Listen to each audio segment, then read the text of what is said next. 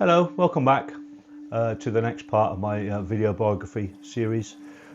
Today it's Fritz Sokol, who was the Labour leader, initially Gauleiter or district leader of Thuringia, Weimar, and he was the guy that basically offered an invitation to Hitler to come to the German Day in Coburg in 1922, which started the whole Nazi thing off, really.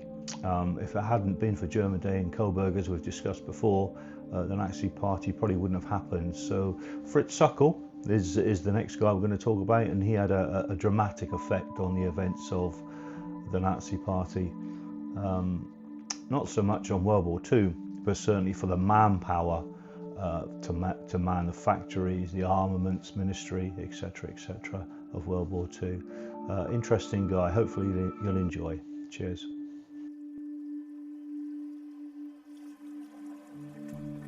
Sailors, slaves, secrets, and cigarettes. The life of Fritz Sokol.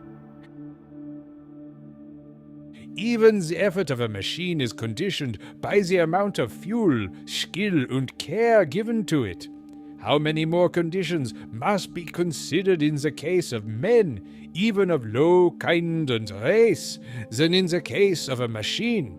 Fritz Sokol 4142. Fritz Sokol was an early member of the NSDAP. Starting in the 1920s, he advanced through the ranks of the NSDAP in Thuringia. In 1927, he became regional leader, Gauleiter, and in 1932, a leading Secretary of State in Germany's first National Socialist government. In March 1942, he was appointed General Commissioner for Labor Deployment, which made him one of the most influential figures in the German Reich. In this role, he was responsible for overseeing the deportation of millions of people for forced labor. Ernst Friedrich Christoph Fritz Sokol was born on the 27th of October, 1894, in Haßfurt, Germany. His father was a postman with limited education and income, and his mother, a seamstress, suffered from chronic health issues. He characterized his father as diligent and conscientious, and his mother as loving and kind. Despite their financial difficulties, his parents encouraged him to pursue education. After 5 years of schooling, he chose to become a seafarer to alleviate the family's economic burden, influenced by his mother's maritime heritage. Sokol's father later became a member of the Nazi Party and supported its ideologies. However, during Sokol's childhood, there was no significant anti-Semitism exhibited by his father. In 1909, Sokol joined the Merchant Navy at the age of 15, sailing on Swedish, Norwegian, and German ships and eventually becoming an able seaman. Despite his modest origins, his involvement with Nazism later led to his participation in criminal activities, including forced labor practices. He began his career as a cabin boy, later advancing to the position of ordinary seaman and subsequently attaining the rank of able-bodied seaman. The following is an excerpt from an interview conducted on February 9, 1946, by U.S. Army psychiatrist Dr. Leon Goldenzone. At the age of 15, he shipped out of Hamburg with his parents' permission as cabin boy on a Norwegian three-masted schooner. He sailed to Montreal, Dublin, Oslo, Haiti, the West Indies, and Le Havre. Next, he worked on a Swedish three-master, mostly in the Baltic and North Seas. In January 1912, he was shipwrecked off the Scottish coast. Soon after, he sailed on the largest German sailboat, from Hamburg to Philadelphia, thence to the Cape of Good Hope, Japan, and across the Pacific to Portland, Oregon. During a storm off Portland, he struck the top of his head and was treated in an American hospital in Portland by an American doctor. He feels that his internment by the French was tragic in that he had just saved sufficient money for furthering his nautical education and had completed his seaman's apprenticeship. At the beginning of World War I, he was detained by French naval authorities as an enemy alien. On August 3, 1914, while en route to Australia, the German sailing freighter Frieda Mann was intercepted in the Western Channel by the French destroyer La Rapière. Sokol and 6 other crew members were taken into custody. He was subsequently interned in camps at Cherbourg, Saint-Lô, and Dinant, and on September 18, 1915, arrived as prisoner number 398 on Ile Longue west of Brest. During his internment, he studied languages, economics, and mathematics. In his testimony before the International Military Tribunal, Nuremberg, given 28th of May, 1946, Sokol stated, When I went to sea, I lived a sailor's life. I loaded saltpeter in Chile. I did heavy lumber work in Canada, in Quebec. I trimmed coal south of the equator, and I sailed around Cape Horn several times. After my release, and on my return to Germany in 1919, there were no longer any possibilities nor prospects for a German seaman, and I entered as a simple workman into a factory of my native town, Schweinfurt. Subsequently, I made studies as engineer at Ilmenau, although later expelled on the grounds that I was engaging in fascist ideals. As I was in very humble circumstances, I had to work myself in order to pay my studies. Although I had finished my training and studies in seamanship required of me, I could not go to sea again and take my examination, since my savings made during those years at sea had become worthless because of the German inflation. There were also few German ships and very many unemployed German seamen. So I decided to take up work in the Fisher Bowl bearing factory as an apprentice locksmith and toolmaker in my hometown of Schweinfurt. When working there, I noticed in what torn-up conditions all the political parties were at that time. The workmen I met in the workshop were all either communists, socialists, syndicalists, or else Catholic. And it was at that time that I learned about Hitler and his movement. The occasion on which I became a National Socialist was the great strike of the metal workers in the whole of South Germany, and which lasted for some 3 months. This brought upon me a great misery. At that time, I adhered more and more, and eventually definitely to Hitler. I became a party man of Hitler, and I want you to believe it, that in my innermost I was convinced at that time that Hitler could bring together the working and the middle classes after having overcome the Marxists. I wish to say that I worshipped the Führer and considered him the best man in the world. He was kind towards me, and I can never lodge any complaint against him. I used to believe in him deeply, and I considered it my duty to be faithful to him, in the good and also in the bad times. I heard a speech of Hitler's.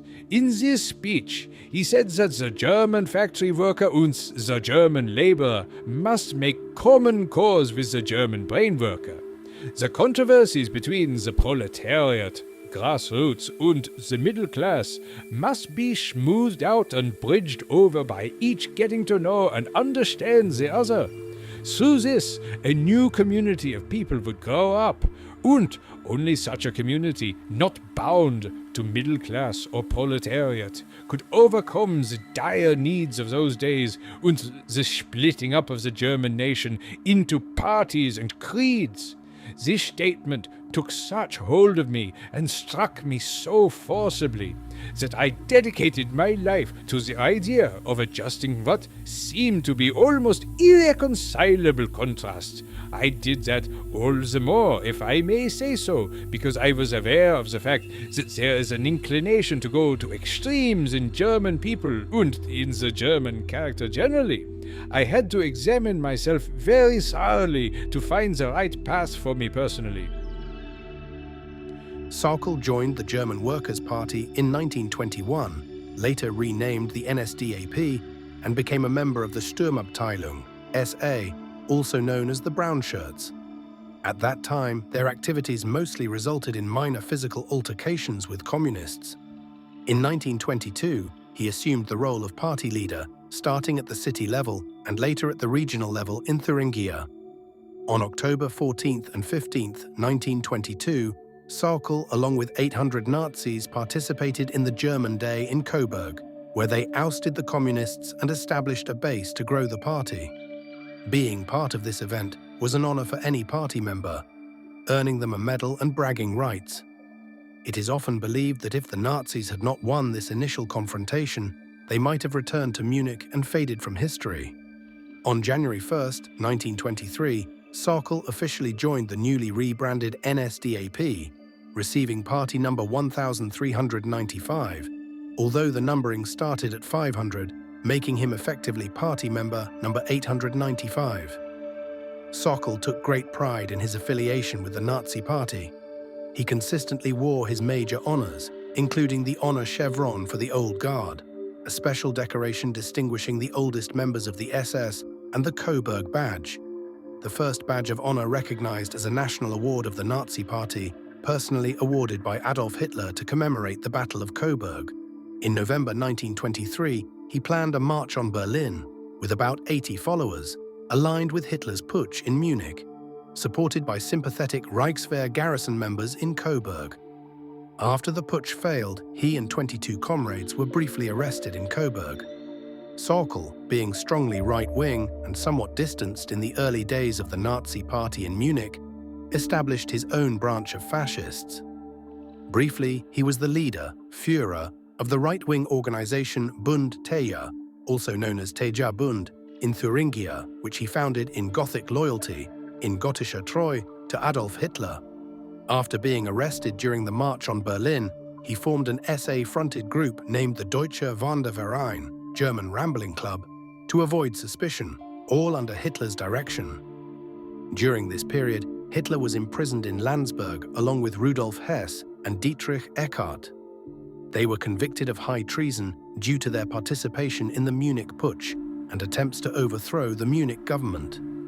The Nazi Party was banned, and Hitler was prohibited from speaking in public until 1927. Sokol married on 27 October 1923 to Elisabeth Lisa Witzel, a Catholic and daughter of a social democratic factory worker and trade unionist, born on 17 February 1897 in Schweinfurt am Main. Her NSDAP membership number was 393,826. They met while he was on shore leave in 1913, reunited after his release from French internment in 1919, and would have 10 children together. To expand the reach of news and ideas, he assumed the role of publisher for the newspaper Deutsche Aar in Ilmenau. Due to financial reasons, this was combined in 1925 with Dr. Hans Severus Ziegler's Der Völkische to form the official party news organ of Gau Thüringen, Der Nationalsozialist. In 1927, after several years of supporting the Nazis in his local district, Sokol was appointed district leader. He communicated this development to the party paper, the Völkischer Beobachter.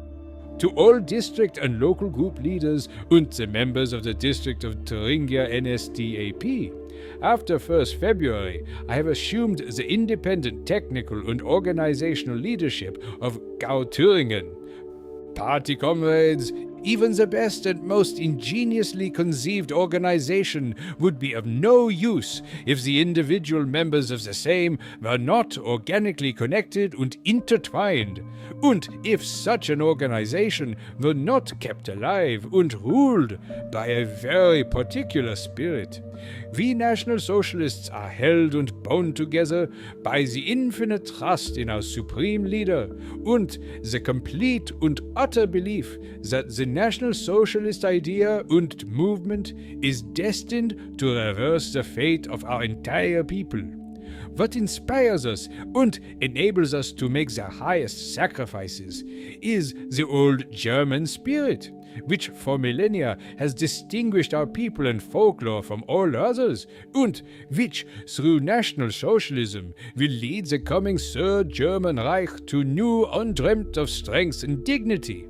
National Socialists of Thüringen, never look back.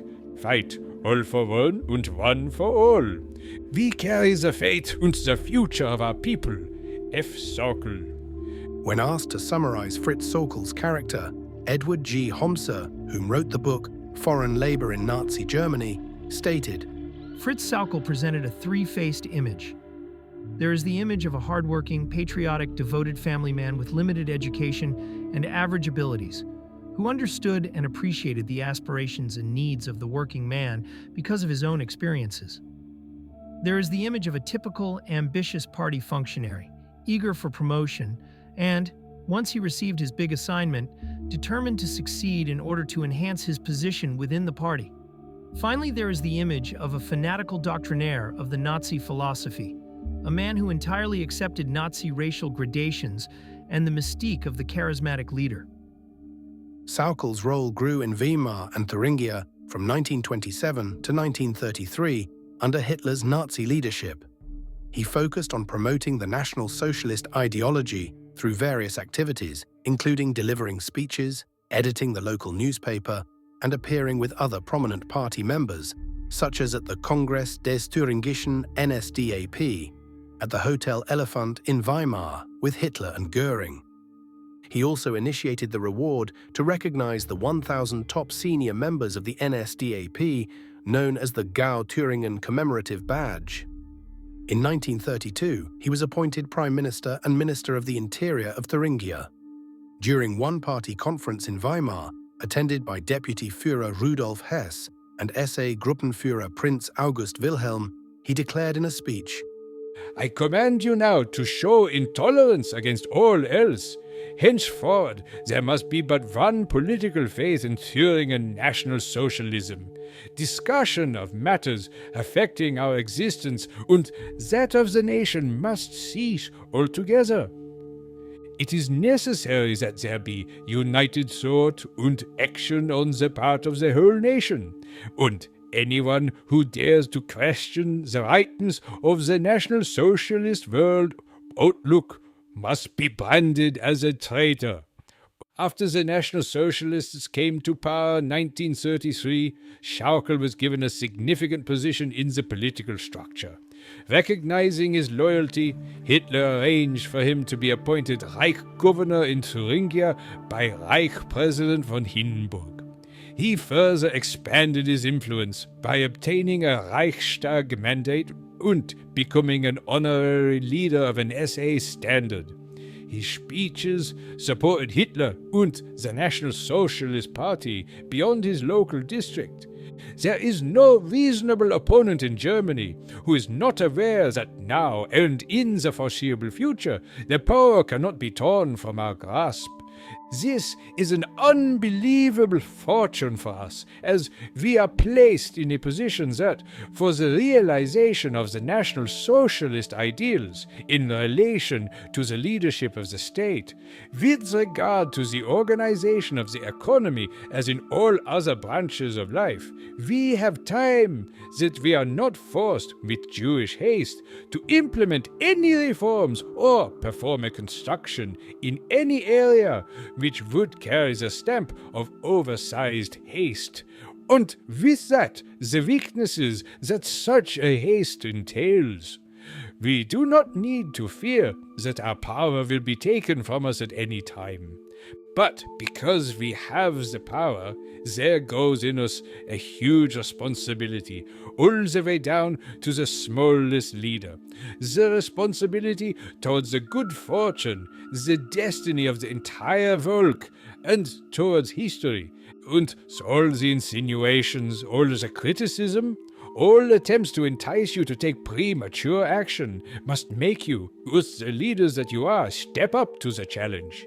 Even when, for obvious reasons, it will be difficult, you must not forget, even when you're being pressured, that you carry the responsibility, and not those who wish to entice you into taking the next step. This is applicable to all areas. Only do those things which prove themselves to be good, and with which the party leadership, and with which the Oberste Führer can agree to. Because we have the power, and because this power is exercised by the trustees of the party, they, as official trustees of the party, have at no time the right to intervene in the administration. This must be clear to them as well. It is the Führer's unrelenting will that there shall be no interference whatsoever from any side in any National Socialist agency. And that applies to the economy as well. Here, too, you know the will of the Führer. You know the trustees in the Reich Cabinet. And you must follow this order with regard to the freedom of the economy. You must not interfere in the operation of businesses. Otherwise, you will not be supporting the economy, but rather you will cripple it. You must have limitless trust in the Führer, who has proven that step by step he will do what he can and do what he must. Be convinced that it does not matter how fast we implement the National Socialist worldview. It is only important that it is implemented. That is what is important. When we as National Socialists have taken it upon ourselves to define the character of time for the coming millennium, then you must be aware that we cannot implement our program or our ideas in a century, but rather that 200 years or 800 years could pass before then. Only those movements which follow an idea through the centuries in a slow and organic manner, for which they have fought and sacrificed, can aspire to exist for a number of centuries or millennia. We are as a party and as an organization a minority, and we want to remain a minority. As National Socialists, we want to be leaders of the whole nation. We are proud to be a selection of the most unrelenting, hardest fighters for Germany. This is the reason why you should be proud to admit that you belong to this party. The first of the major tasks that we have to fulfill, and that we will fulfill, will entail establishing an authority in Germany which, in the coming long historical era, cannot be questioned by anybody in Germany. This task consists of building a principle of state in Germany which will have true validity for the coming centuries and millennia. In our movement, this task has already been solved. The Führergedanke has been established. We can only seek to solve this task for our people when we ourselves, within our organization, recognize this authority in an exemplary manner and submit to it. You have to recognize this. We have the power. We are no longer fighting against the Volk. Criminals who confront us will be destroyed. Whoever confronts the state is a criminal. The struggle that continues is the fight against unemployment. You must ensure that the authority of our Führer and our movement is recognized in the whole of the German Volk, that it is undiscussable. I know that it is the greatest wish of our Führer to preserve the German worker and peace. Avoid, no matter where you stand, anything that might damage the highest endeavors of our Führer. When we remain disciplined, preserve peace, and provide employment, then we will again be a happy and free Volk. Heil Hitler! A storm of sustained applause followed. He led the Cultural Week ceremonies in Weimar. In his speech to the city's residents, he asked, "Not to rest on the laurels of a tremendous tradition, on the heritage which very great German men who have given Weimar its reputation fought to create, but now to create new things out of the spirit of National Socialism, the spirit of Adolf Hitler.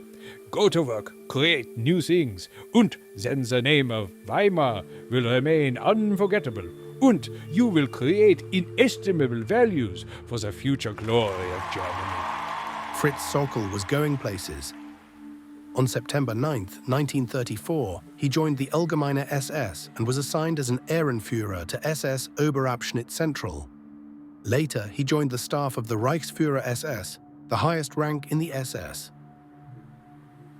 Wilhelm Gustloff, the Nazi Foreign Organization director in Switzerland, was assassinated in 1936 by Jewish student David Frankfurter. The Strength Through Joy cruise ship and the Wilhelm Gustloff works in Weimar were named in his honor. The latter, once owned by Julius and Arthur Simpson, was among the first Jewish companies Aryanized. In 1935, Sauckel imprisoned the Simpson brothers and took over their company. The company manufactured anti-aircraft guns and munitions for the German army. Sauckel stated that this self-proclaimed nationalized company would promote the well-being of the employees and fulfill the first tasks of efficiency and quality, and thereby, beyond this, participate in the solution of general tasks in the area of economics, technology, society, and culture. Sauckel wanted to realize his idea of making Weimar the second city in the Reich. Sauckel's goal was to invite Adolf Hitler to his party rally in Weimar on the anniversary of the Nazi Party rallies in 1936. To this end, the funds of the Performance of the Creators Foundation and the Wilhelm Gustloff Foundation were used to enable construction projects such as the expansion of Adolf Hitler Platz, Gau Forum, today Weimar Platz, and the conversion of the Elephant Hotel in Weimar.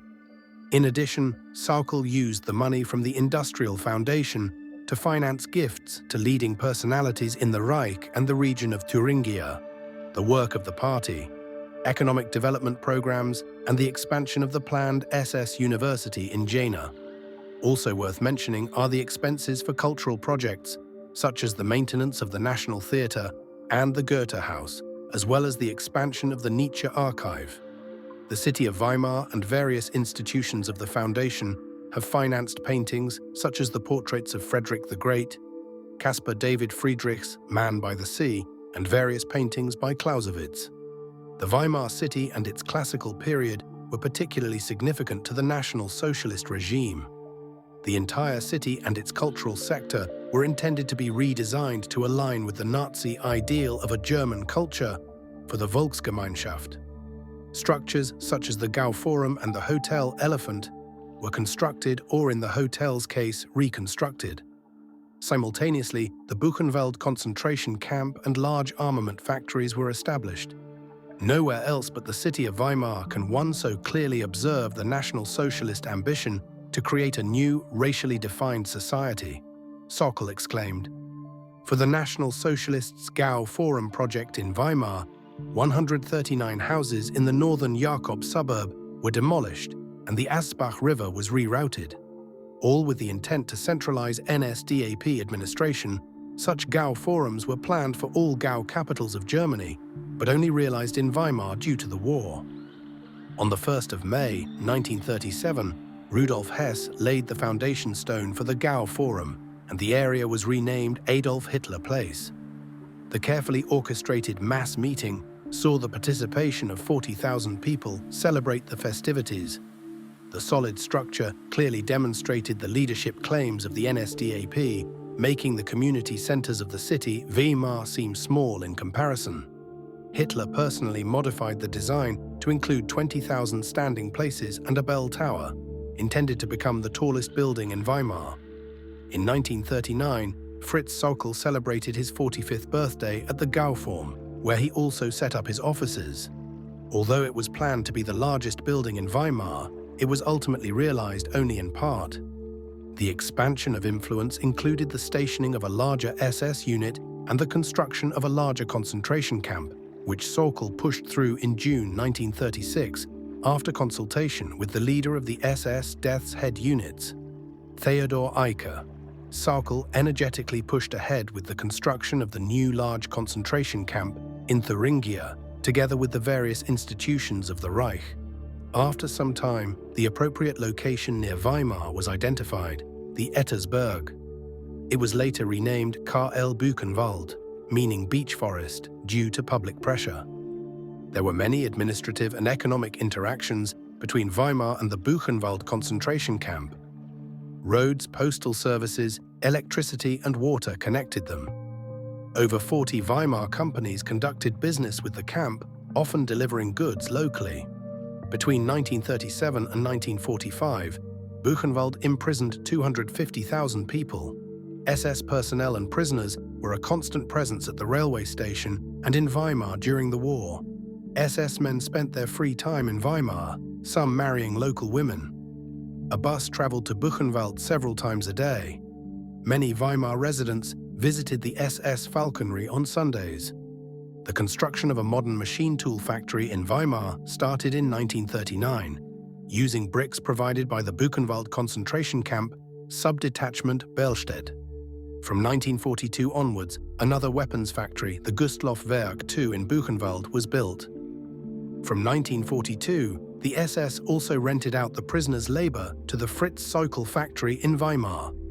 6 days a week, they worked in day and night shifts of 10 to 12 hours in production. At first, the prisoners built 20 barracks for 2 special prisoner camps on the factory premises themselves. The camps were surrounded by an electrically charged fence and 9 watchtowers. SS men from Buchenwald took over the guarding. At the beginning of 1945, the entire workforce of the Fritz Sauckel factory consisted of about 6,000 workers. In addition to 1,800 German civilian laborers, about 2,500 concentration camp prisoners, as well as forced laborers and prisoners of war, were employed. Since the forced laborers, prisoners of war and concentration camp prisoners had to continue working during air raids, at least 600, including 412 concentration camp prisoners, died in the heavy bombing raid on February 9, 1945. Weimar was a German town that seemed to align with Sauckel's ambition of making it the second city of the Reich, although considerable hardship, suffering and death occurred in the process. Sauckel issued the following New Year proclamation to the populace in 1937. Securing peace through Adolf Hitler, a masterpiece of supreme statesmanship. German people of all occupations and professions, in the Gau Thüringen der NSDAP, as well as in the countries of Brunswick and Anhalt, exceeding even the boldest hopes, our Führer and Chancellor of the Reich, Adolf Hitler, has given the German people work and bread, has eliminated the chaotic state during the time of decay, has given the German people safety and order, fought for the right of life of a free and liberated Germany, strengthened external security, and created the well-equipped National Socialist Wehrmacht, and restored the honor of the German name and nation in the world. This is a unique and singular historical achievement. This is crowned by the inner peace of German people of all occupations and professions, and through the external security, that is, the external peace. This internal and external peace that we enjoy today is a masterpiece of the highest statesmanship. For this reason, men and women of all occupations and professions, I call to you out of innermost conviction and with thanks to the Führer, in the coming new year to do your utmost in fanatical devotion to help the Führer of the people and Chancellor of the Reich to secure what has been achieved, to increase the nation's prosperity, and to complete the wonderful National Socialist Revolution as a blessing for Volk and Heimat. For this reason, the new year of struggle 1937 will be accomplished through true fanaticism for work, that is, by carrying out the Führer's 4-year plan to achieve, indeed to exceed, the set goal. Let us always be inspired by the Führer himself. Let us never forget the basic truths and laws of life that he revealed to us and accomplished through his own actions. And so again we vow with him to limitless love for the people and the fatherland, mit faith in Germany. We will never again put our trust in a world or human race that is alien, rather only in our Führer. Going forward, we will trust only our own Volk and our own strength. Despite rising to a high position in the Nazi hierarchy, running his district, and having a seat in the Reichstag, Sauckel still had unfulfilled ambitions. As a sailor and soldier who spent the entirety of World War I imprisoned, he felt a persistent frustration. Sauckel states, As a former sailor and now a politician in a high position, I wanted to give these brave submarine men a proof of my comradeship and understanding and of my sense of duty. Apart from that, I had 10 children for whom, as their father, I had to do something too. I had repeatedly made written requests to the Führer that I might be allowed to join the Wehrmacht as an ordinary soldier. He refused to give me this permission, so I arranged in secret for someone to take my place and went aboard Captain Salmon's submarine with his agreement. In early 1941, he arranged to go on a voyage with the crew of U-52, commanded by Captain Otto Salman. When Admiral Karl Dönitz learned of Sokol's unauthorized action, he ordered the boat to return to port immediately. Sokol then sheepishly returned to his office in Weimar to plan his next project, which focused on tobacco smoking research and cessation. In April 1941, he attended the foundation ceremony for the Scientific Institute for Research into the Hazards of Tobacco at Friedrich Schiller University in Jena. This was the world's first institute of its kind, led by Professor Karl Astel. Gauleiter Sokol wrote the grant proposal for the institute, dated 20th of March 1941, in which he deemed that abstinence from tobacco was as important as Aryan ancestry. Freedom from tobacco addiction was said to be necessary to guarantee the independence and impartialities of the science produced. Martin Bormann passed Sokol's proposal on to the Führer, who gave his approval and authorized the Reich Chancellery to release a 100,000 Reichsmarks grant for the establishment of the institute. During his speech, Sokol highlighted the need to combat tobacco to maintain the health and strength of Germany's workforce. An anti-tobacco activist, he led a campaign in his Gau that included banning women under 25 from smoking publicly. Local resident Irene Genter notes that in Thüringen, there were many signs stating, "The German woman does not smoke," and it was known that Sokol would physically confront women seen smoking publicly.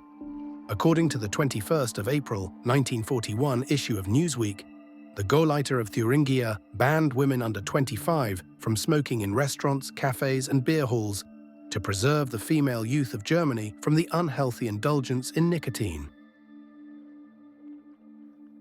As World War II advanced and the Reich expanded its territory, it took more prisoners who were used as forced labor to produce weapons, machinery, tools, and other items for the war effort. Hitler had new plans for his head of operations in Weimar. On March 21, 1942, Sokol was appointed Plenipotentiary General for Labor Allocation and head of the Reich Office for the Welfare of Foreign Workers. This appointment was made through a decree signed by Hitler, Keitel, and Dr. Lammers. In order to secure the manpower requisite for the war industries as a whole, and particularly for armaments, it is necessary that the utilization of all available manpower, including that of workers recruited abroad and of prisoners of war, should be subject to a uniform control, directed in a manner appropriate to the requirements of war industry, and further that all still incompletely utilized manpower in the Great German Reich, including the Protectorate, and in the general government and in the occupied territories, should be mobilized. Reich Governor and Gauleiter Fritz Sokol will carry out this task within the framework of the 4 years plan, as Plenipotentiary General for the utilization of labor. In that capacity, he will be directly responsible to the Commissioner for the 4-year plan. Section 3, Wages, and Section 5, Utilization of Labor, of the Reich Labor Ministry, together with their subordinate authorities, will be placed at the disposal of the Plenipotentiary General for the accomplishment of his task. Signed, Führer's Headquarters, 21st March 1942. The Führer, Adolf Hitler, the Reich Minister and head of the Reich Chancellery. Dr. Lammers, the Chief of the High Command of the Armed Forces. Keitel. German historian Joachim C. Fest writes of the methods employed by Sokol and his representatives. On 20 April 1942, Sokol announced a gigantic employment program with a colossal number of foreign civilian workers. Until then, the required contingent had been recruited on a voluntary basis, though not without pressure. Sokol now went over to the forcible recruitment of anyone born in certain years. In the ruffian style of the Party SA troops, Sokol spurred on his own department as well as the special commandos setting out on their manhunts throughout occupied Europe with the slogan that the last vestiges of our humanitarian kindness should be dropped. Without warning, his hordes burst into villages and towns, arrested all those capable of work, be they male or female, in the street, dragged them out from churches, cinemas and homes, and burned down entire villages on the pretext that the draft figures had not been reached. By August 1942, Sokol had brought 700,000 workers to Germany, his richest hunting ground being the part of Poland that formed the government general. At a meeting of about 800 officials in Weimar on the 6th of January 1943, Sokol announced, Where the voluntary method fails, and experience shows that it fails everywhere, compulsory service takes its place. We are going to discard the last remnant of our soft talk about humanitarian ideals. Every additional gun which we procure brings us a moment closer to victory. It is bitter to tear people from their homes, from their children. But we did not want the war. The German child who loses his father at the front, the German wife who mourns her husband killed in battle, suffers far more. Let us disclaim every sentiment now. This is the iron law for the allocation of labor for 1943. In a few weeks from now, there must no occupied territory in which compulsory service for Germany is not the most natural thing in the world. You state your full name. Max Timm. Max Timm. Will you repeat this oath after me? I swear by God. Ich schwöre bei Gott, The Almighty and Omniscient, dem Allmächtigen und Allwissenden, that I will speak the pure truth, dass ich die reine Wahrheit sagen and will withhold and add nothing. nichts hinzufügen und nichts zurückhalten werde. You sit down.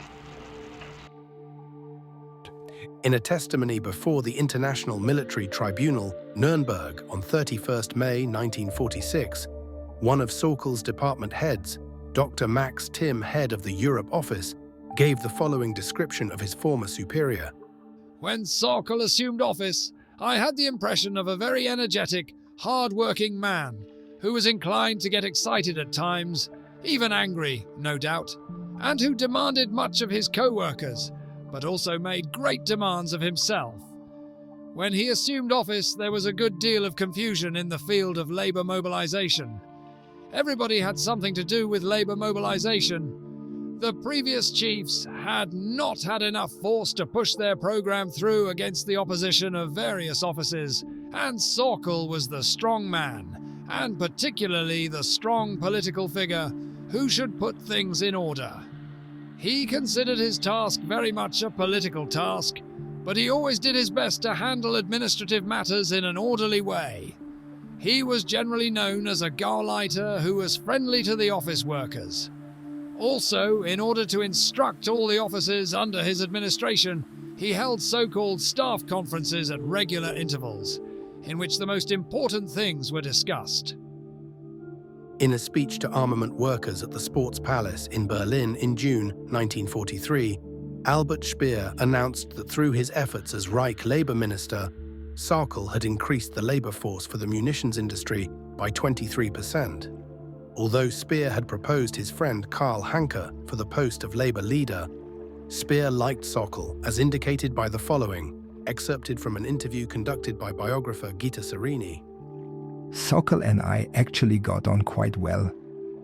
In fact, in some ways, I got on better with him than with Karl Otto, who was commander at the Buchenwald concentration camp. At least he had no pretensions. He was what he was, a simple, rather primitive man.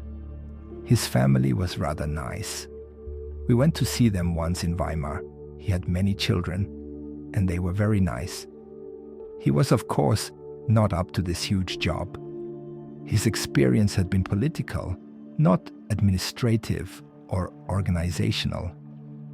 Thuringia, where he had been Gauleiter, was the province where Bormann had his political beginnings. Of course, Bormann started as Sauckel's driver, hence his loyalty to Sauckel. If one wants to understand Hitler's Germany, one must never underrate the importance of the old fighters in the scheme of things. Of these, Sauckel was one of Hitler's favorites. In earlier days, he often went to visit him in Weimar, staying at the old Hotel Elephant, which Sauckel had specially renovated for him. In public, Sauckel could be very angry, irascible, but in private he was actually quite pleasant. Some members of the Nazi Party, Joseph Goebbels in particular, opposed Sauckel's methods, resulting in conflicts regarding recruitment and labor enforcement. Nonetheless, Hitler supported Sauckel and reinforced his backing by issuing a decree that granted Sauckel extraordinary authority over civil and military officials in German-occupied territories. I herewith authorize the Deputy General for the Labor Allocation, Reich Governor and Gauleiter Fritz Sauckel, to take all necessary measures for the enforcement of my decree referring to a Deputy General for the Labor Allocation of the 21st of March 1942. According to his own judgment in the Greater German Reich, in the Protectorate, and in the general government as well as in the occupied territories, measures which will safeguard under all circumstances the regulated deployment of labor for the German war economy. For this purpose, he may appoint commissioners to the Bureau of the Military and Civilian Administration. These are subordinated directly to Deputy General for Labor Allocation. In order to carry out their tasks, they are entitled to issue directives to the competent military and civilian authorities in charge of labor allocation and of wage policy. More detailed directives will be issued by the Deputy General for Labor Allocation. Führer Headquarters, 30. September 1942. The Führer, Adolf Hitler.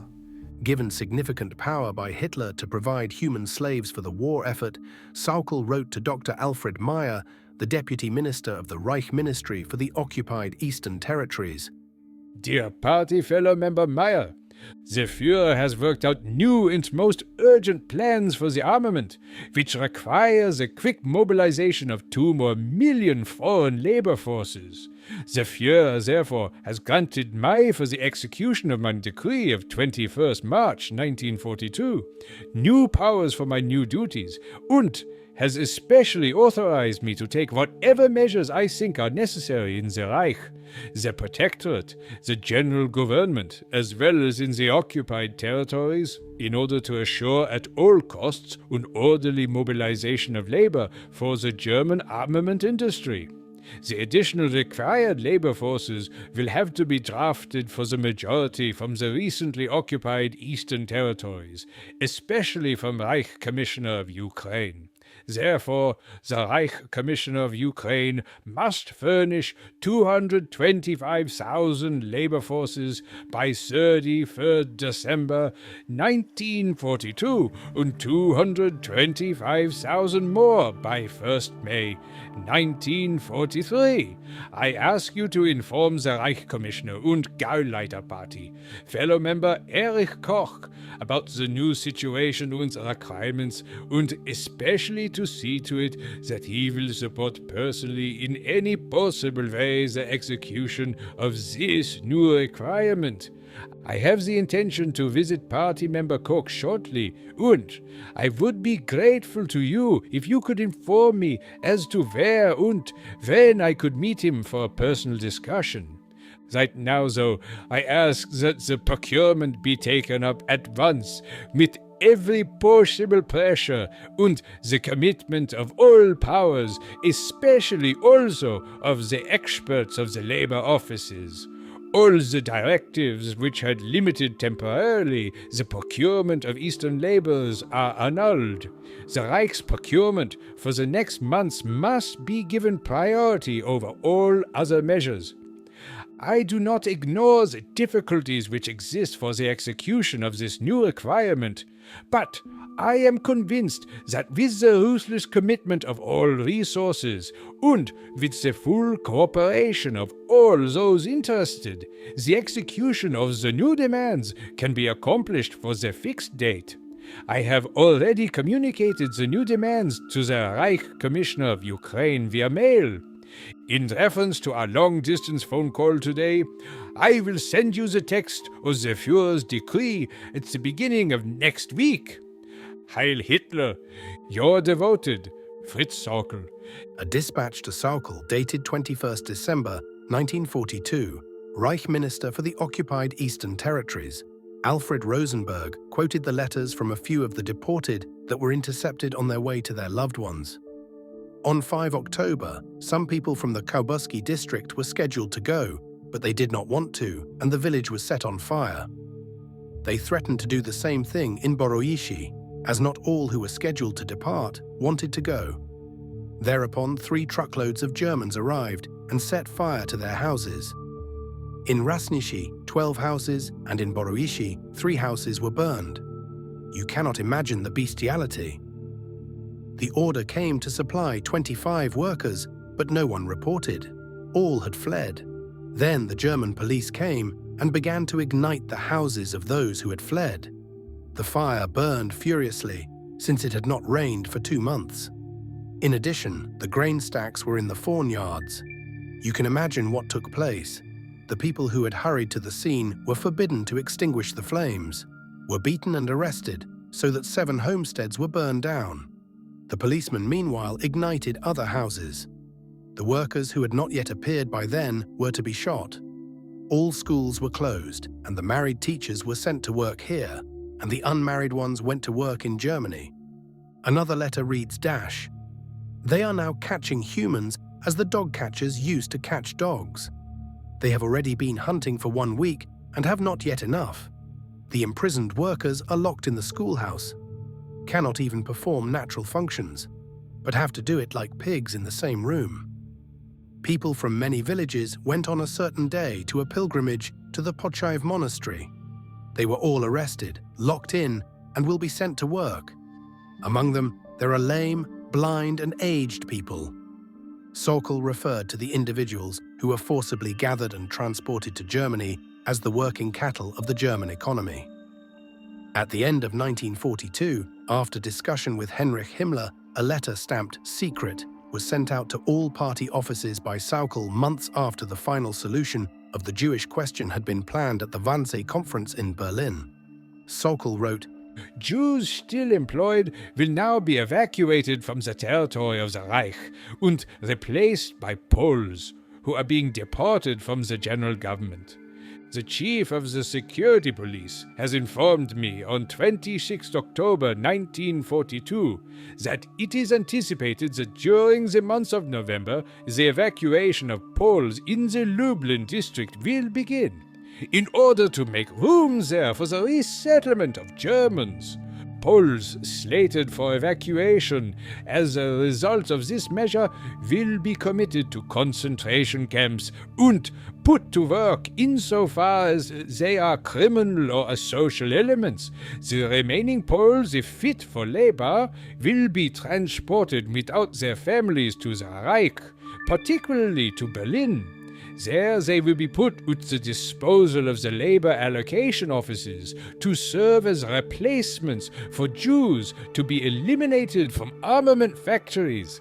The Jews who will become available as a result of the employment of Polish labor will be deported at once. This will apply first to Jews engaged in unskilled labor, since they can be exchanged most easily. The remaining so-called qualified Jewish laborers will be left in the industries until their Polish replacements have been made sufficiently familiar with the work processes by a period of apprenticeship to be determined for each case individually. Laws of production in individual industries will thus be reduced to the absolute minimum. I reserve the right to issue further instructions. Please inform the labor offices concerned accordingly. To the President of the State Employment Office, Brandenburg, Berlin West, 62. I transmit the foregoing copy for your information. Insofar as the removal of Jews allocated for work concerns your district too, I request that you take the necessary measures in cooperation with the competent officers of the Chief of the Security Police and the Security Office, Fritz Sauckel. The plan led to the Fabrikation, or factory action, starting on 27 February 1943. Saul Friedländer, a Holocaust author, writes, "It had a double aim, to seize and deport all full Jews working in industry in the Old Reich, and to expel any Jewish partners of mixed marriages from these workplaces. In fact, the roundups included not only the Jewish laborers, but also their families and more generally, and full Jews still remaining anywhere in the Reich. In Berlin, where more than 10,000 Jewish forced laborers had still been employed, the operation lasted almost 1 full week. On March 1st, the first transport departed for Auschwitz. Within a few days, some 7,000 Jews were deported from the capital, and 10,948 from all over the Reich.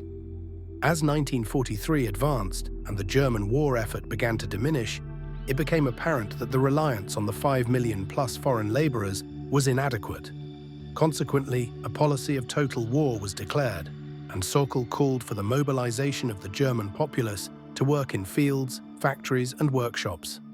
During a party rally in Weimar, Sauckel delivered a speech which included the following: In the meantime, the German people have become aware that the sole purpose of the decree is to mobilize the reserves that are still available in the Reich and bring them to maximum tension in order to secure the final victory. The home front will give the fighting front a shining example of its will to sacrifice and its operational readiness.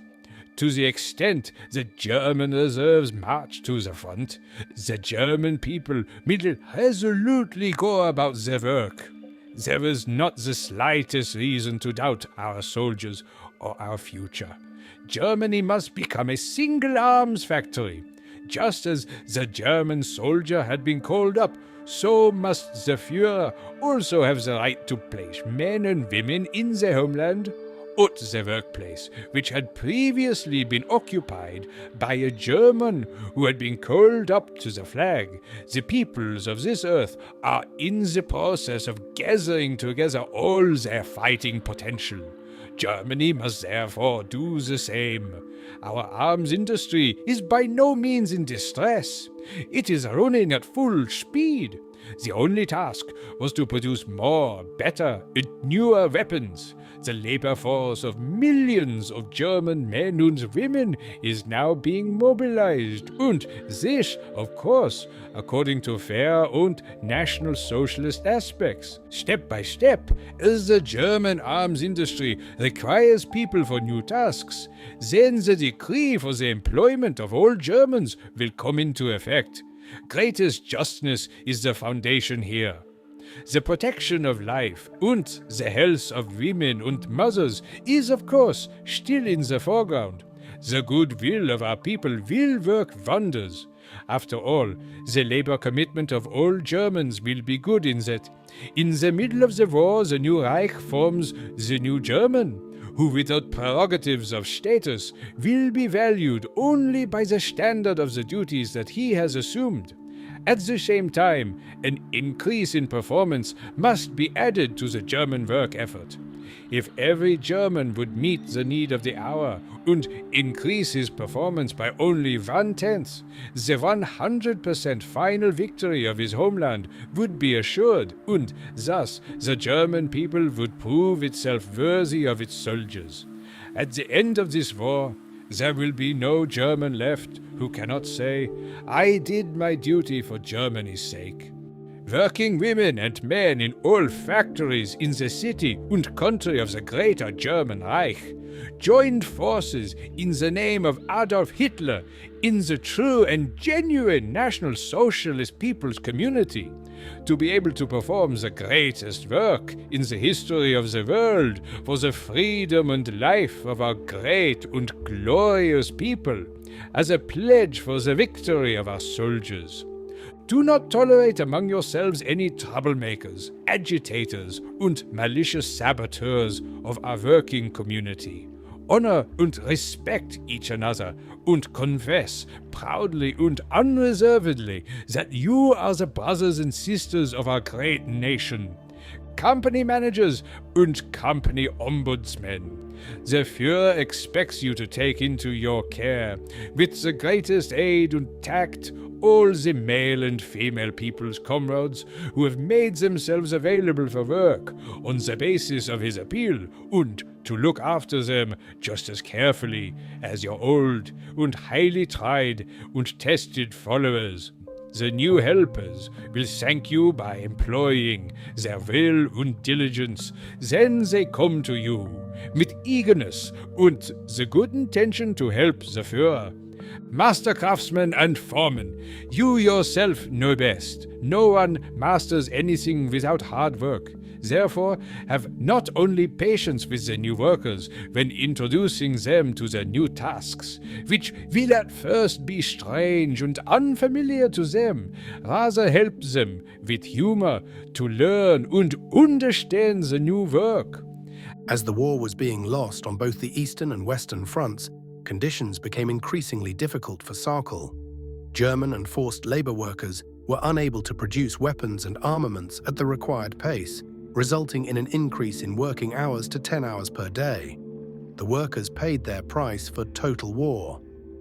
In a speech to an armaments factory in 1944, Sokol compared the total war effort of the homeland with the greatest sacrifices that the front had to make every day and every hour. The hard-fighting front must be relieved through more ammunition and new weapons.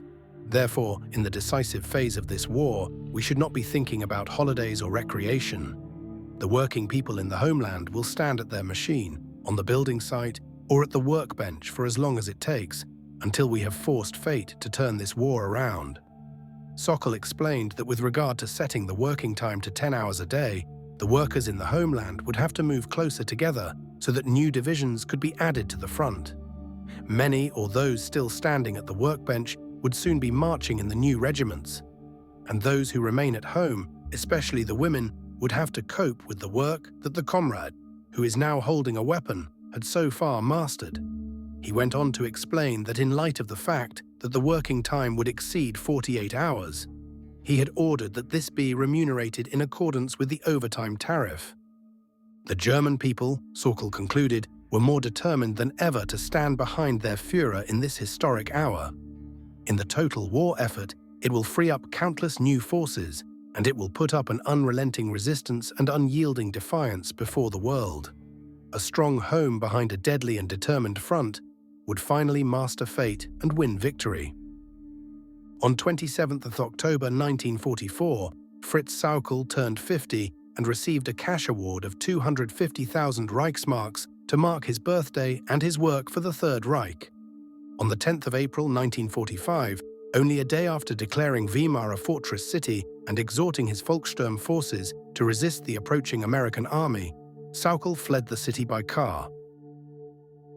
After the end of the war, he was arrested in Salzburg by members of the US Army Counterintelligence Corps on 12 May 1945.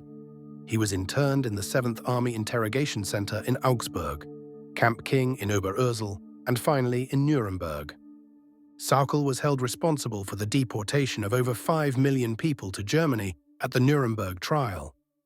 In fact, including prisoners of war, more than 7.6 million people were in the service of the German economy. On the 24th April, the US First Army under General Courtney Hicks Hodges drove into Weimar. He later wrote in diary, "The headquarters moved today to the huge regimental barracks on the outskirts of Weimar, celebrated as the home of Goethe. The trip from Bad Wildungen was a distance of 132 miles, the longest single move made by this headquarters in changing CPs. The general's home is the unbelievably handsome and rich modern dwelling owned by Fritz Sokol, Gauleiter of Thuringia. This is unquestionably the finest home we have yet used in Germany, and estimates of its cost complete with furnishings run anywhere between $1 million and $2 million. There is a swimming pool, a motion picture theater, and an elaborate air raid shelter, which is 50 feet underground, underneath the garden." Sokol, who has been Gauleiter of this area since the earliest days of the Hitler movement, and Sokol means in German suckling pig, was a man high in party circles. Where he got the money for this house is anybody's guess. The library is furnished with magnificent first editions of the best German works, and yet not a page of them had been turned or opened. On the second story alone, there are 12 bedrooms and there are no less than 4 dining rooms in the entire house. With certain exceptions, notably in the field of art, statues and paintings, the house is furnished in the best of modern German-Swedish taste. The house was originally occupied by XCX Core, who emptied a good part of Herr Sokol's excellent cellar, but left some 100 bottles of real white wine, which we will consume without remorse. Sokol, who had 8 children, or as some report, 10, declared Weimar a fortress city 24 hours before our troops arrived, but was quick to make his own personal getaway before a shot was fired. Many Germans have reported to the sentry at the gate in the past few days seeking admission for the first time, feeling themselves free to find out in what magnificent luxury their local leader lived. General Hodges is having Colonel Dixon for lunch tomorrow, and the CIC will go through the house with a fine-tooth comb. Held at the 7th Army Interrogation Center in Augsburg. On April 6, 1945, the following was reported by Sokol's interrogators, Captains Hans Wallenberg and Ernst Langendorf of the German intelligence section of 7th Army. I see everything from the perspective of a sailor, declares Fritz Sokol. He claims that he never imagined to end up in politics, and even today he loves his seaman's profession above everything else. Undoubtedly, there is some truth in this seaman's perspective. In the case of Sokol, it is symptomatic for a political dilettantism which always recognizes the individual symptoms of an unsound political system, but never the innate causes of the disease. In the case of the Weimar Republic, the seaman's perspective led Sokol, the man of the opposition, to the belief that National Socialism represented a cure for everything. In the case of the Third Reich, however, it led to complete helplessness in his evaluation of the signs of political disintegration, which were the characteristics of the Nazi system. It was easy for men with a seaman's perspective to approve of and carry out measures of whose tragic consequences they had not the slightest idea. Sokol is a striking example of these men who, although truly insignificant in outlook, had the effrontery to consider themselves big enough to take Germany's fate into their hands. His complete lack of understanding is indeed shocking, if not criminal. Sokol declares that he was drawn to the party by pure idealism. He never intended to amass a fortune, he was never involved in any shady deals, and claims never to have had any feelings of revenge toward his former political opponents.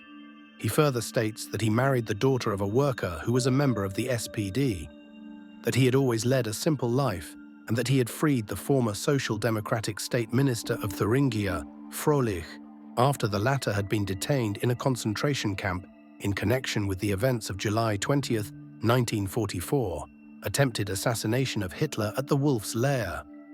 He says that he believed until the very last in the National Socialist ideal of a German Volksgemeinschaft, people's community, and that he had neither committed an act of brutality nor intended to do injustice against anyone. Struck with blindness, it is terrible, moans Sokol, that the world now regards all Gauleiters as criminals. The things that are being revealed now have, of course, nothing in common with the ideals of the NSDAP. You may believe me that we are just as shocked by these revelations as you are. Sokol still does not realize, or at least pretends that he does not, that the criminal withholding of information on the part of those who knew is the inevitable result of the Nazi system. The Führer issued the order, stay away from matters which do not directly concern your official duties. To know what went on in the offices of other officials was considered despicable and constituted an offense. Sokol accepted this rule unconditionally. On concentration camps, Sokol states, I myself never denounced anyone, nor did I ever cause anyone to be taken to a concentration camp. The Buchenwald concentration camp was established against my will. On the Jewish question, I still can't grasp it. He does not grasp it because the Führer always regarded the Jews as being the best, Faustpfand, hostages we possess. When Goering once voiced his opposition against the persecution of the Jews, Sokal took it that Goering was taking a similar attitude to that of the Führer. Sokal thus regarded the Jewish question not from a human point of view, but rather from that of a political usefulness. Therefore, he had believed that a physical extermination of Jews would not take place. Starting on October 18, 1945, and lasting almost a year, Sokal was tried by the International Military Tribunal in Nuremberg, with Dr. Robert Servatius serving as his defense counsel. On the 1st October 1946, Fritz Sokal was convicted of war crimes and crimes against humanity and sentenced to death by hanging. The following is the judgment of the court. Sokal is indicted under all 4 counts. Sokal joined the Nazi Party in 1923 and became Gauleiter of Thuringia in 1927. He was a member of the Thuringian legislature from 1927 to 1933, was appointed Reichsstatthalter for Thuringia in 1932 and Thuringian Minister of the Interior and head of the Thuringian State Ministry in May 1933. He became a member of the Reichstag in 1933. He held the formal rank of Obergruppenführer in both the SA and the SS, crimes against peace. The evidence has not satisfied the tribunal that Sokal was sufficiently connected with the common plan to wage aggressive war, or sufficiently involved in the planning or waging of the aggressive wars to allow the tribunal to convict him on counts 1 and 2, war crimes and crimes against humanity. On 21st March 1942, Hitler appointed Sokal Plenipotentiary General for the utilization of labor, with authority to put under uniform control the utilization of all available manpower, including that of workers recruited abroad and of prisoners of war. Sokal was instructed to operate within the fabric of the 4-year plan, and on 27th March 1942, Goering issued a decree as commissioner for the 4-year plan, transferring his manpower sections to Sokal. On 30th of September 1942, Hitler gave Sokal authority to appoint commissioners in the various occupied territories and to take all necessary measures for the enforcement of the decree of 21st March 1942. Under the authority which he obtained by these decrees, Sokal set up a program for the mobilization of the labor resources available to the Reich. One of the important parts of this mobilization was the systematic exploitation by force of the labor resources of the occupied territories. Shortly after Sokal had taken office, he had the governing authorities in the various occupied territories issue decrees establishing compulsory labor service in Germany. Under the authority of these decrees, Sokal's commissioners, backed up by the police authorities of the occupied territories, obtained and sent to Germany the laborers which were necessary to fill the quotas given them by Sokal. He described so-called voluntary recruiting by Genetes, a whole batch of male and female agents, just as was done in the olden times for Shanghaiing. That real voluntary recruiting was the exception rather than the rule is shown by Sokal's statement on 1st March 1944 that out of 5 million foreign workers who arrived in Germany, not even 200,000 came voluntarily. Although he now claims that the statement is not true, the circumstances under which it was made, as well as the evidence presented before the tribunal, leave no doubt that it was substantially accurate. The manner in which the unfortunate slave laborers were collected and transported to Germany, and what happened to them after they arrived, has already been described. Sokal argues that he is not responsible for these excesses in the administration of the program. He says that the total number of workers to be obtained was set by the demands from agriculture and from industry, that obtaining the workers was the responsibility of the occupation authorities, transporting them to Germany, that of the German railways, and taking care of them in Germany that of the ministries of Labor and Agriculture, the German Labor Front, and the various industries involved. He testifies that insofar as he had any authority, he was constantly urging humane treatment. There is no doubt, however, that Sokol had overall responsibility for the slave labor program. At the time of the events in question, he did not fail to assert control over the fields, which he now claims were the sole responsibility of others. His regulations provided that his commissioners should have authority for obtaining labor, and he was constantly in the field supervising the steps which were being taken. He was aware of ruthless methods being taken to obtain laborers and vigorously supported them on the ground that they were necessary to fill the quotas. Sokol's regulations also provided that he had responsibility for transporting the laborers to Germany, allocating them to employers and taking care of them, and that the other agencies involved in these processes were subordinate to him. He was informed of the bad conditions which existed. It does not appear that he advocated brutality for its own sake, or was an advocate of any program such as Himmler's plan for extermination through work. His attitude was thus expressed in a regulation. All the men must be fed, sheltered, and treated in such a way as to exploit them to the highest possible extent at the lowest conceivable degree of expenditure.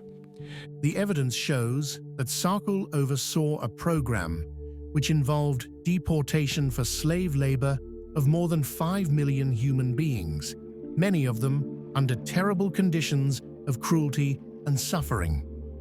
Sokol's influence within the party and the economy in Thuringia and the Reich was significant across various domains. Particularly in housing construction and other social projects, Sokol received considerable recognition from parts of the population. Although other leaders regarded him as somewhat narrow-minded, he consistently succeeded in engaging the appropriate contacts at opportune moments to secure decisions favorable to his interests. His loyalty to the Führer and his capacity to elicit loyalty. The tribunal found that Sokol was not guilty on counts 1 and 2. He was found guilty under counts 3 and 4, war crimes and crimes against humanity. Sokol's closing statement before the International Military Tribunal, Nuremberg. My dear judges, I am deeply moved in my innermost soul by the atrocities which have been revealed in the trial. I bow down in the deepest humility and reverence before the sacrifices and casualties of all peoples, and before the disaster and suffering of my own people, on whom alone I have to measure my destiny. I come from a background of circumstances of an entirely different kind than those of my colleague defendants. By nature and character, I remain a sailor and worker. After the First World War, the path of my life was determined by my own experience of the sorrows and miseries with which the masses of my people were struggling for their existence. Internal conflicts compelled me to politics. I could be nothing other than a socialist. I could not, however, adhere to the Communist Manifesto. I was neither anti-religious or completely godless, but rather precisely the opposite. I personally struggled hard with myself before I went into politics. Thus, in contrast, I finally accepted as a creed socialist love and righteousness, whose sole realm represented their capacity of work and, at the same time, the fate of my nation. In then this, I saw the only possible connection between socialist convictions and true love of fatherland. This belief alone defined my life and actions. I saw here no contrast with the laws of humanity. In the realm of the Führer and loyalty of his followers, I detected not the slightest arbitrary dictatorship or tyranny. My error was perhaps the exuberance of my feelings and my trust, as well as my great admiration for Hitler. I knew him only as the advocate of the rights of life of the German people, and saw in him a kindly human toward workers, women and children and the patron of the vital interests of Germany. I cannot recognize the Hitler of these trials. Perhaps a further lack lay in my isolation and obsession in the area of my ideas and my functions. I had almost never any social relations with those holding high positions in the Reich. My little leisure time belonged to my family. I was and am fortunate in that my wife is the daughter of a worker, who himself was and remains a social democrat. I solemnly declare in this my last word. I was completely astonished by all incidents of foreign politics and the beginning of all acts of war. Under no circumstances, as a German worker and for German workers, had I participated and engaged in planning the idiocy of provoking and bringing on an offensive war. I only became a National Socialist because I condemned class conflict, expropriation and civil war, and with an absolute will toward freedom, toward an understanding with all the world, and believed unshakably in Hitler's constructive work. Because I was a worker in my own area of assignment, I always spared no effort to prevent rioting, arbitrariness, and brutality of any sort. I was naive enough, as opposed to Himmler and Goebbels, to wish to set out in my manifesto and in many other orders concerning the employment of workers, absolute dictates calling for the humane and correct treatment of foreign workers of all positions. I had never wished to bear without protest the knowledge of the most fearful secrets and crimes, nor with such a knowledge to look in the face of my countrymen or my 10 innocent children. In the war itself I was obliged to do my duty. I received the order making me General Director for the employment of workers in the hardest time of the 1942 crisis, which completely astonished me. I was bound by the already existing work laws, the orders of the Führer, and the ordinances of the Ministry of Defense of the Reich.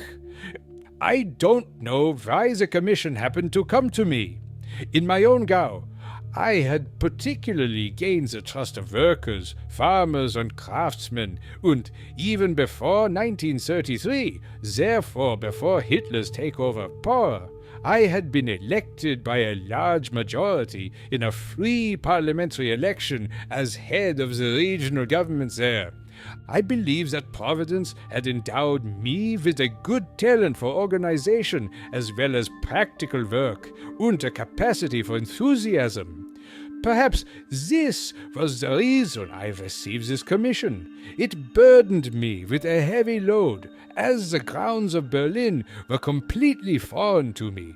As I am myself a worker, I have never even thought of making slaves out of foreign men. My challenge to deal sparingly with men in no way signified an inhumane exploitation of them, but rather an economic, reasonable, proper utilization through their work.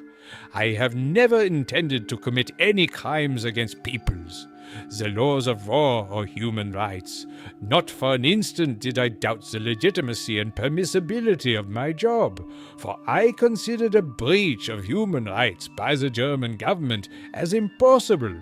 Should I be approached by the fact that the German workers' laws were not placed in effect in the occupied territories, then I would wish to be allowed to respond that even highly placed French, Belgians, Poles, and also Russians have explained to me that by workers Germany has provided support in order to protect Europe against a threatening system of communism, and in order in wartime to help prevent unemployment and mass suffering.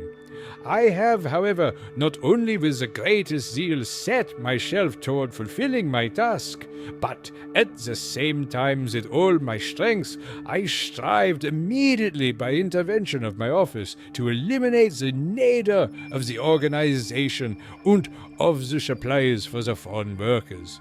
which came about during the catastrophe of the winter of 1941-1942, and to remedy all inadequacies and the deplorable state of affairs.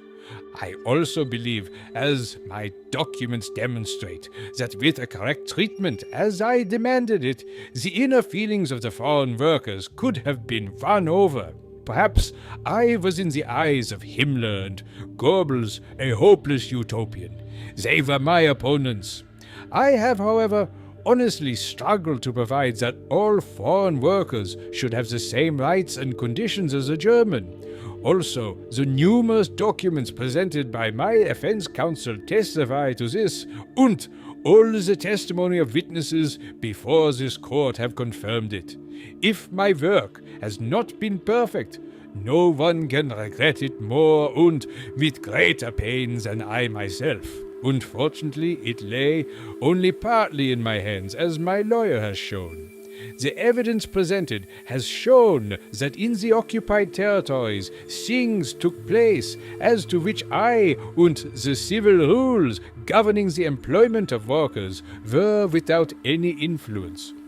To me, however, fell the burdens of the German economic headquarters and the requirements for supplies. I always furnished insufficient strength of labor for the Führer in this war. I was at fault when dangerous crises threatened the war economy and the economics of food supply.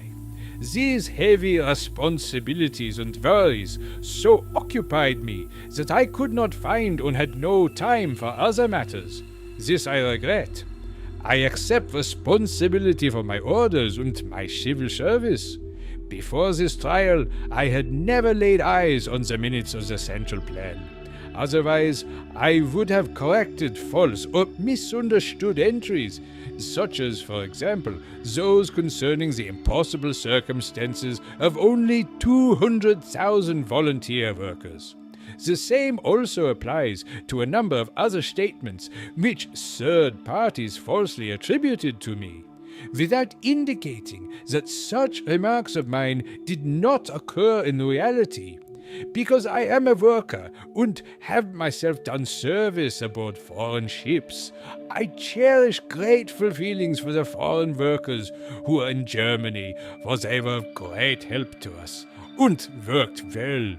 This is perhaps a proof that they by and large were treated correctly and humanely. I myself visited them often. As I was a worker in 1943 and 1944, I spent time with foreign workers over Christmas in order to demonstrate my attitude toward them. My own children worked together with foreign workers under identical working conditions. Can I, or German workers, or the German people be perceived by this as committing slavery? This was a necessity of our wartime need. By this, the German workers and the German people had never intended slavery-like conditions. My defense counsel has presented my case with the utmost objectivity and incomplete truth. I thank him for that from the depths of my heart. From his side in the investigation of my case, he was strong and correct. My will and my conscience are clean. Inadequacies and the necessities of this war, the fearfulness of its circumstances strikes me to the depths of my heart. I myself am prepared for any destinies that Providence may impose upon me to face up to it as my fallen son did. The Gauleiter whom I by power of attorney appointed for the employment of labor had only the single task of caring for the correct care and treatment of the German and the foreign workers. May God protect my, above all, beloved people. May the Lord God bless again the labor of the German worker, to whom my entire life and effort has been devoted, and may He grant the world peace. Fritz Sauckel was executed by hanging on October 16, 1946. Sauckel objected to being manacled on his way to the scaffold, according to Basil Gingell, representing the combined English newspapers. Sokol screamed at the top of his voice as the guard clamped the handcuffs on his wrists. He shouted, I pay my respects to the American soldiers and officers, but not to the Jews.